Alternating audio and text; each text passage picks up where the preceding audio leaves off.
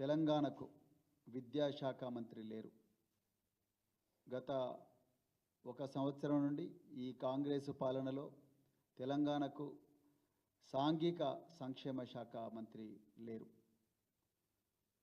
అదేవిధంగా గత ఒక సంవత్సరంలో తెలంగాణలో దాదాపుగా 50 మంది పసిబిడ్డలు ప్రభుత్వ పాఠశాలల్లో, గురుకుల పాఠశాలల్లో చదువుతున్న బిడ్డలు మృత్యువుకు గురైంది.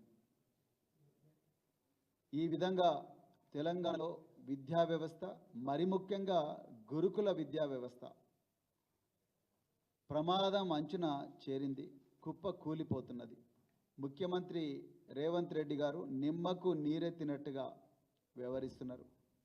ఇలా 10 సంవత్సరాల పాటు తెలంగాణలో స్వర్ణయుగం చూసిన విద్యా వ్యవస్థ, మరి ముఖ్యంగా గురుకుల విద్యా వ్యవస్థ పేద బిడ్డలను ప్రపంచంలో నలుమూలలకు పంపించిన విద్యా వ్యవస్థ, ఈ దేశంలో ఆదర్శంగా మారిన ఒక గురుకుల విద్యా వ్యవస్థ, ఈ దేశంలో ఎక్కడ లేని విధంగా విద్యార్థులకు ఎంతో గొప్పగా చదువు చెప్పి పేద బిడ్డలు తమకు తామే పేదరికం యొక్క వ్యవస్థలో ఆత్మవిశ్వాసంతో అడుగుపెట్టడానికి కేసీఆర్ గారు అహోరాత్రులు శ్రమించి వేసిన ప్రణాళిక మూలంగా బాగుపడ్డ ఈ విద్యా వ్యవస్థ ఈరోజు ప్రమాదం అంచున చేరింది.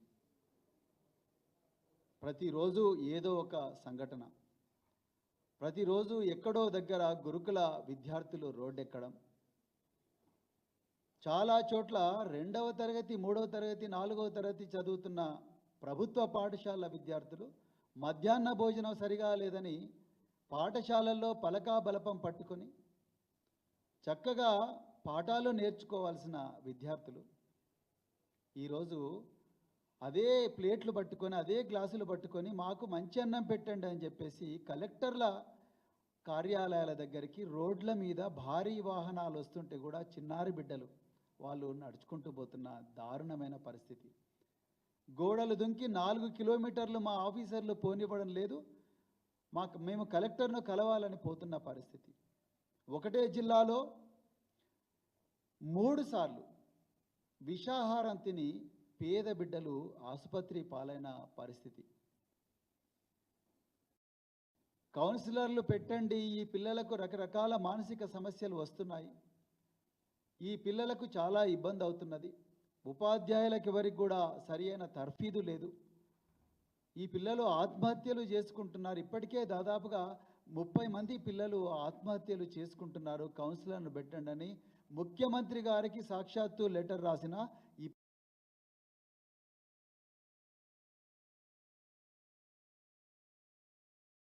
ఇప్పటి వరకు కౌన్సిలర్లు పెట్టకపోవడం వల్ల దాదాపుగా 28 మంది తెలంగాణ బిడ్డలు మరి మృత్యువాత పడ్డరు. ఇలాంటి దారుణమైన పరిస్థితి ఉన్నది. అలా టీచర్లు జీతాలు రాని పరిస్థితి.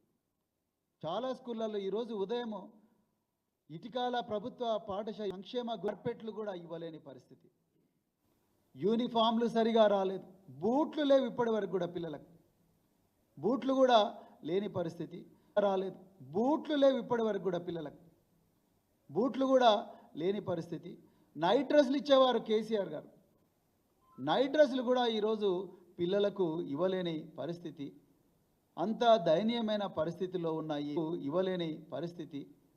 అంత దయనీయమైన పరిస్థితిలో ఉన్న ఈ వ్యవస్థను చూసి తల్లడిల్లిపోయి కన్నీళ్ళు వచ్చిన పరిస్థితిలో కేటీఆర్ గారు, మా రాష్ట్ర వర్కింగ్ ప్రెసిడెంట్ కేటీఆర్ గారు గురుకుల బాట అని చెప్పే ఒక కార్యక్రమానికి పిలిపించారు. గురుకుల బాట కేటీఆర్ గారు చాలా ప్రత్యేకంగా ఒక విషయం పిలిపించారు. గురుకుల బాట కేటీఆర్ గారు చాలా ప్రత్యేకంగా ఒక విషయం, బీఆర్ఎస్వి భారత రాష్ట్ర సమితి విద్యాలయ పార్టీ విద్యాలయాలను రక్షించుకుందాం రండి అని చెప్పి పిలిపివ్వలేదు. మీరు చూడండి, అత్యంత ప్రగతిశీల భావాలున్న ఒక రాజకీయ నాయకుడు, పరిణతి ఉన్న రాజకీయ నాయకుడు, ఓపెన్గా ఆలోచించే ఒక రాజకీయ నాయకుడు తెలంగాణ ఒక 50 సంవత్సరాల తర్వాత ఏ విధంగా ఉండాలని ఒక స్పష్టమైన ఆలోచన, ఒక ప్లాన్, ఒక రోడ్ మ్యాప్ తెలిసిన ఒక రాజకీయ నాయకుడు ఈ తెలంగాణలో శిథిలమైపోతున్న ఈ తరాన్ని కాపాడుకోవడం కోసం గురుకుల బాటనే పిలిపించాడు.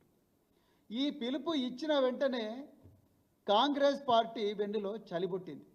ఈ తెలంగాణ ప్రజలందరూ కూడా గమనించాలి. కాంగ్రెస్ పార్టీ చలిపుట్టింది. ముఖ్యమంత్రి దగ్గర దీని గురించి మాట్లాడడానికి ఏమీ సబ్జెక్ట్ లేదు, అందరికీ తెలుసు. ఆయనే విద్యాశాఖ మంత్రి, ఆయనకు విద్య గురించి ఏమాత్రం కూడా అవగాహన లేదు. ఆయనకు తెలిసిందంతా ఓన్లీ రియల్ ఎస్టేట్ దందా. ఈ ముఖ్యమంత్రి విద్యాశాఖ మీద ఏమాత్రం అవగాహన లేదు. అదే ముఖ్యమంత్రి తను ముందరికి రాకుండా డేటాతోని ఆయన మతి స్థిమితం లేని మంత్రులను, మతి స్థిమితం లేని కొంతమంది రాజకీయ నాయకులను గాంధీ భవన్లో కూర్చోబెట్టి రకరకాల వేదికల మీద మాట్లాడిస్తున్నాడు. నిన్న మన గౌరవ మంత్రి కొండా సురేఖ గారు వారు నిన్న, ఇది మొదటిసారి కాదు నా మీద ఆమె ఆరోపణలు చేయడం, ఇది రెండోసారి మూడవసారి మళ్ళీ నిన్న ఆమె ఆరోపణలు చేశారు. నేను కొండా సురేఖ గారి స్థాయికి నేను దిగజారి మాట్లాడదలుచుకోలేదు, కానీ కొన్ని వాస్తవాలు ప్రజలకు చెప్పాలి. అమ్మా కొండా సురేఖ గారు, మీరు దయచేసి తెలంగాణలో మళ్ళీ ప్రెస్ మీట్లు పెట్టకురి. నా రిక్వెస్ట్, తెలంగాణ సమాజం మిమ్మల్ని ఎప్పుడో తిరస్కరించింది. తెలంగాణ ఉద్యమ సమయంలోనే మీరు మానుకోటలో రైల్వే స్టేషన్ దగ్గర తెలంగాణ బిడ్డల మీద, తెలంగాణ పోరాట యోధుల మీద, తెలంగాణ విద్యార్థి నాయకుల మీద ఘోరంగా దాడి చేసినప్పుడే మిమ్మల్ని తెలంగాణ తిరస్కరించింది. మీరు సభ్యత సంస్కారం లేకుండా మాట్లాడతారని తెలంగాణలో ప్రతి ఇంటికి కూడా తెలిసిపోయింది. మహిళలు పురుషులు అనే గౌరవం లేకుండా మాట్లాడతారని తెలిసిపోయింది. కోర్టులో జడ్జిలు కూడా మీరు మాట్లాడిన మాటలు వినడానికి చెవులు మూసుకుంటున్నారు. న్యాయ వ్యవస్థ కూడా మీరు మాట్లాడిన మాటలు మళ్ళీ వినాలని అనుకోవడం లేదు. సాక్షాత్తు కోర్టులే మీ మీద కేసు రిజిస్టర్ చేయాలి అని చెప్పి మీకు ఆర్డర్ కూడా ఇచ్చింది. మీ మీద మీరు సభ్యత సంస్కారం లేకుండా సాటి మహిళల మీద చేసిన ఘోరమైన ఆరోపణలకు మరి కోర్టు చలించిపోయి మీ మీద కేసు రిజిస్టర్ చేయాలని చెప్పింది. అదేవిధంగా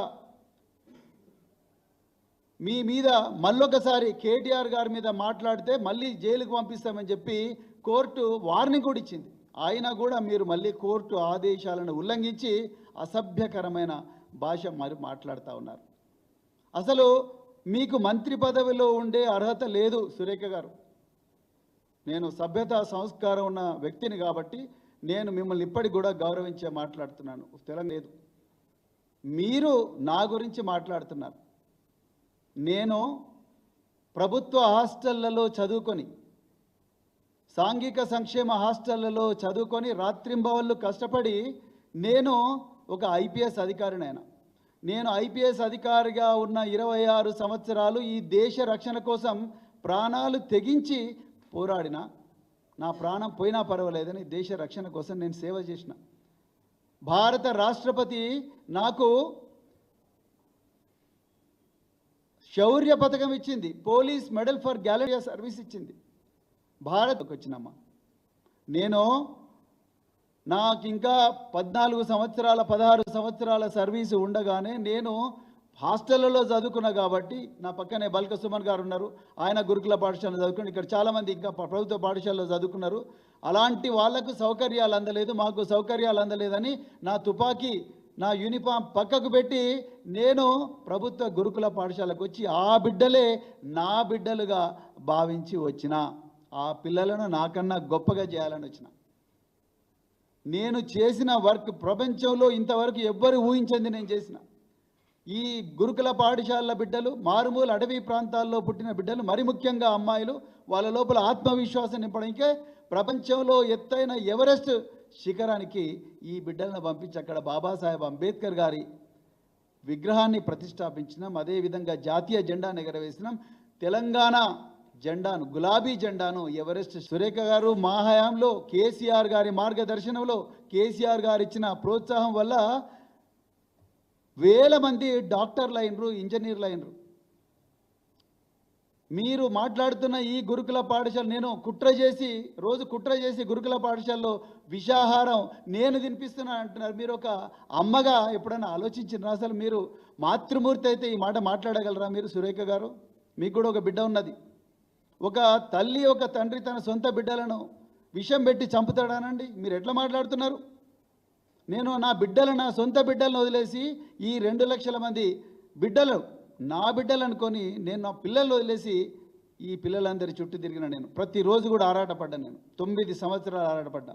అందుకొరకే ఇవాళ అద్భుతమైన ఫలితాలు వచ్చినాయి. పాఠశాలలాగా చేసి ఎంతోమంది అమ్మాయిలు చిన్నతనంలోనే పెళ్ళిళ్ళు అవుతుంటే వాళ్ళందరూ కూడా పెళ్ళిళ్ళు తర్వాతైనా చేసుకోవచ్చు, వాళ్ళు ప్రయోజకులు కావాలని చెప్పేసి వేల మంది జీవితాలు కాపాడు. ఆనాడు కేసీఆర్ గారి దార్శనికత వల్ల దాదాపుగా 75 డిగ్రీ కళాశాలలు తీసుకొచ్చినాం. మీరు ఎప్పుడైనా ఆలోచించినా మీ కాంగ్రెస్ ప్రభుత్వంలో? సురేఖ గారు ఎప్పుడైనా ఆలోచించిందా వీటి గురించి?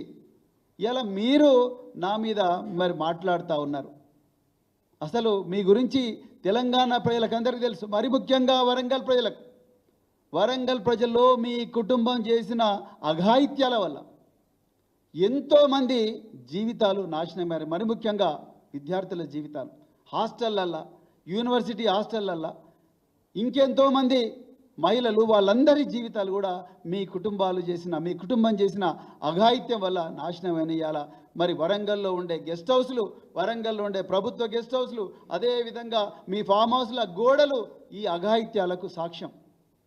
అందువల్లనే ఆ రోజు 2002లో ఇప్పుడున్న జమ్మూ అండ్ కాశ్మీర్ డీజీపీ నలిన్ ప్రభాత్ గారు మీ కుటుంబానికి వరంగల్లో హన్మకొండ చౌరస్తా దగ్గర బహిరంగంగా కౌన్సిలింగ్ ఇచ్చిండు. దానికి సాక్షి ఈరోజు మీ వర్ధన్నపేట ఎమ్మెల్యే, ఒకప్పుడు సీఐగా ఉన్న కేఆర్ నాగరాజు. ఆయన అడగండి, ఇలా ఆయన ఫోన్ చేసి అడగండి వర్ధన్నపేట. మీరు మా గురించి మాట్లాడతారు, మీరు నా గురించి కేటీఆర్ గురించి మాట్లాడే అర్హత మీకున్నదా అసలు? సురేఖ గారు, మీరు రోజు బీర్లు, బిర్యానీలు, పార్టీల గురించి వీడియోలు చేసే మీరు వైద్యం దొరకని దీనమైన స్థితిలో ఆర్తనాదాలు చేస్తున్న పిల్లలు బాధలు మీకు అర్థమవుతాయా సురేఖ గారు? ఒక మాతృమూర్తిగా మీరు మాట్లాడాల్సిన మాటలేనా ఇవి? ఎట్లా మాట్లాడతారు మీరు అసలు? మేము ఎందుకోసం మా కేటీఆర్ గారు చాలా క్లియర్గా చెప్పినారు, ఈ గురుకుల బాట అనేది మేము ప్రభుత్వం మీద విమర్శల కోసం కాదు, మా పిల్లల ప్రాణాలు రక్షించుకోవడం కోసం. ఇలా రేవంత్ రెడ్డికి శ్రద్ధ లేదు, మంత్రులకు శ్రద్ధ లేదు, విద్యాశాఖ మంత్రి లేడు, సంక్షేమ శాఖ మంత్రి లేడు, అధికారులు ఇష్టారాజ్యంగా వ్యవహరిస్తున్నారు. అందుకొరకే మేము ఇలా గురుకుల బాట పెట్టినాం. మీరేం మాట్లాడుతున్నారు? మేము వృధా చేసినాం ఆ 99 కోట్లు. తీసుకురండి రికార్డులు, ఏం తీసుకొస్తారో. సీతక్క గారు అంటున్నారు, తన మూలాలు మరిచిపోయి మాట్లాడుతున్నారు సీతక్క గారు. పిల్లలకు సంబంధాలు దెబ్బతింటున్నారు.